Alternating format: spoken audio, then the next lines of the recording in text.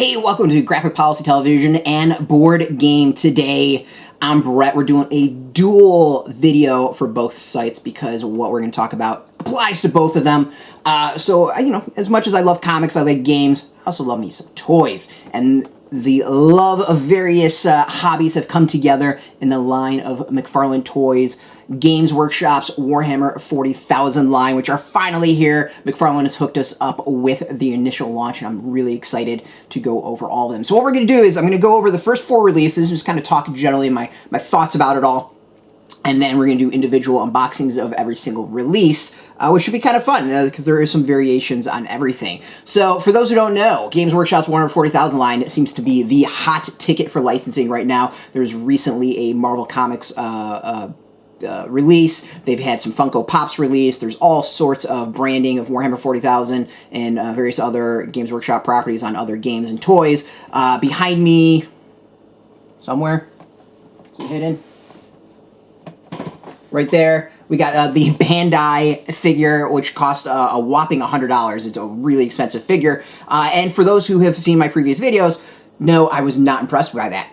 Over that figure. I thought the figure felt a little chintzy, especially for the $100. So I've been really looking forward to McFarlane Toys releases because McFarlane does some amazing stuff. You know, obviously, Todd McFarlane, creator of Spawn, really revolutionized the toy line as a whole and the toy industry, and has been putting out stuff ever since that's been just jaw-dropping. So the fact is, I figured we we're probably going to get a higher quality figure at a lower price point. Now, I've seen these figures go for about $20 to $24, depending on what you get.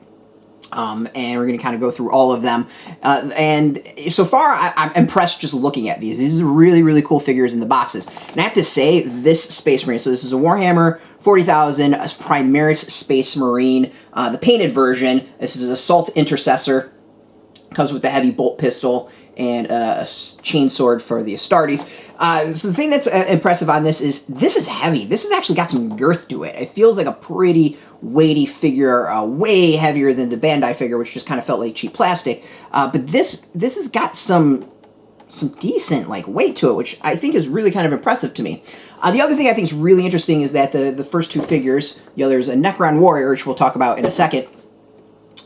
Really 4 figures, but 2 main painted figures. The 2 figures have been predominantly spotlighted in the relaunch, or not really relaunch, but the release of the 9th edition of Warhammer 40,000. So McFarlane has clearly been working very closely with Games Workshop, and Games Workshop has been thinking through what they want to release through this line, because the figures are really kind of lining up with certain releases, which I think is really, really interesting. These figures come directly from the cinematic video that they did to launch the 9th edition. So first off, I gotta say, the details on this figure is really, really impressive. It's got some weight to it. It's actually pretty heavy. We got the just chapter symbols, everything. This just looks like an impressive figure. For $20, I'd be very, very happy with this. To just even put it on my shelf and never do anything else with it. The box, I think, is really nice. Some good artwork on it. Overall, I'm pretty impressed with this. I think this is a pretty cool figure to start with, and I'm really happy with it. The Necron Warrior does not have the weight of the Space Marine, which I think is kind of fun and interesting. It's going to be fun really comparing the two and getting them out of the box. But the detail thing is really cool. You got the kind of the guts coming out on it. You got a scarab with it. It comes with the Gauss flare.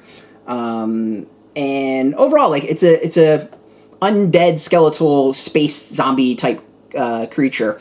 And one of the main villains that Games Workshop's kind of pushing right now, one of the armies that they're pushing, is one of the forces that come in the 9th edition.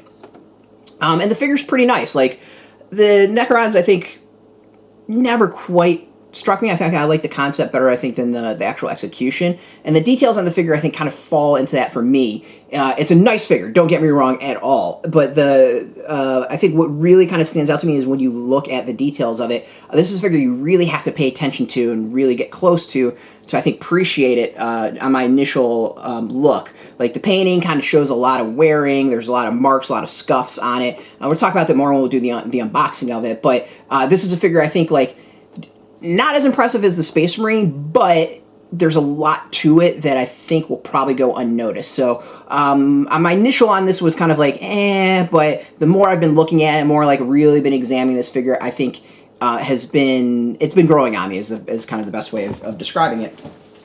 Now, what's really kind of cool is Games Workshop's hobbies are all about painting your own figures, and McFarlane is taking that up on their own and allowing you to do that. They've got unpainted figures that you can go and do your own thing. They're called the artist-proof figures. This one is the Space Marine Primaris Intercessor with a bolt rifle, similar to the other Space Marine that came out, except it has a different weapon.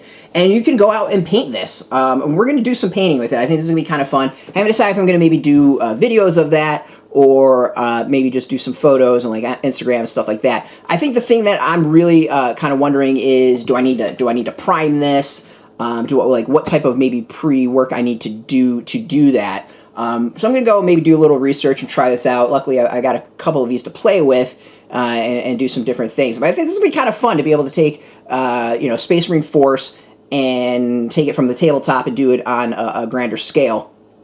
To me, that's going to be a lot of fun and really interesting. So they've got the Space Marine that you can do that with, and then the other is the Necron Warrior, which is just the basic Necron Warrior. It doesn't seem to be any difference between this and the painted version, other than that this is an unpainted version that you can do and get yourself. I'm going to go and give it a shot. I'm going to treat these like Games Workshop figures myself. Go use my Citadel paint, my GW paint, and paint these up and see what happens. Which I think it's going to be kind of cool. I really dig that idea.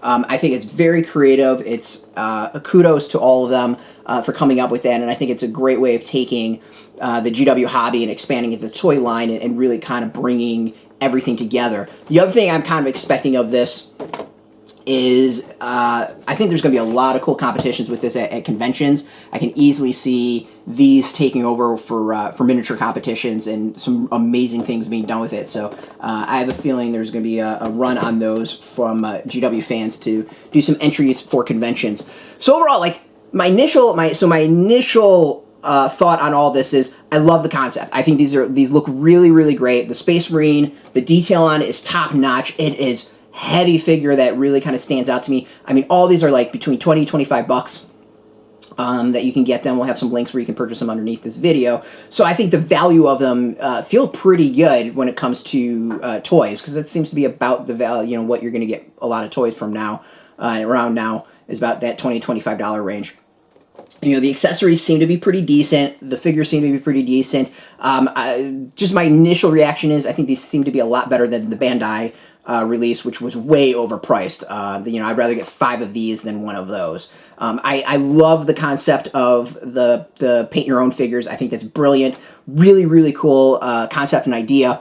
And I'm looking forward to see what else comes out. They've already shown off more Primaris Space Marines. We're also getting Adeptus Sororitas, Sisters of Battle, which I'm super excited about, because that's an army I am going to be building next, and I'd love to be able to take my tabletop version and build out an actual sister and have a larger version to play with. So yeah, this is... I had high hopes for these figures, and on the initial look, I'm impressed. So right now you can get the Ultramarine Primaris Assault Intercessor with chainsword and bolt pistol. We have the Necron Warrior with Gauss Flare and Scarab. We have the unpainted artist-proof Space Marine Primaris Intercessor, artist-proof with a bolt gun. And then finally the Necron Warrior artist-proof, where you can go paint your own. I think it's going to be exciting. We're going to come back. We're going to do individual unboxings of these main 2 figures. And then I'm going to figure out how to paint the bigger ones. Do I need to prime them? Do we need to do any cleaning of them? I think this is going to be a really, really interesting experiment, and I'm expecting to fail a lot on that. So we're going to have some fun. We're going to go geek out and see how my painting skills have progressed in like a decade of not painting.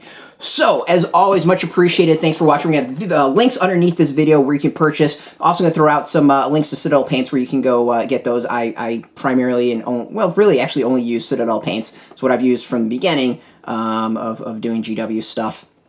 It's just what I'm used to and what I like. Some of those links are probably going to be affiliate links, not all of them, but the affiliate links, we do get a small percentage of that, and you do that, you help support our site, so thank you. If you want the latest toy news, you can check us out every single day at graphicpolicy.com. If you want the latest game news, you can check us out at boardgametoday.com. Of course, you can find both sites on Twitter, Facebook, YouTube, Tumblr, either Graphic Policy or Board Game Today, keeping it nice and consistent. As always, much appreciated. Thanks so much for watching. Until next time, keep it geeky and keep on playing with your toys.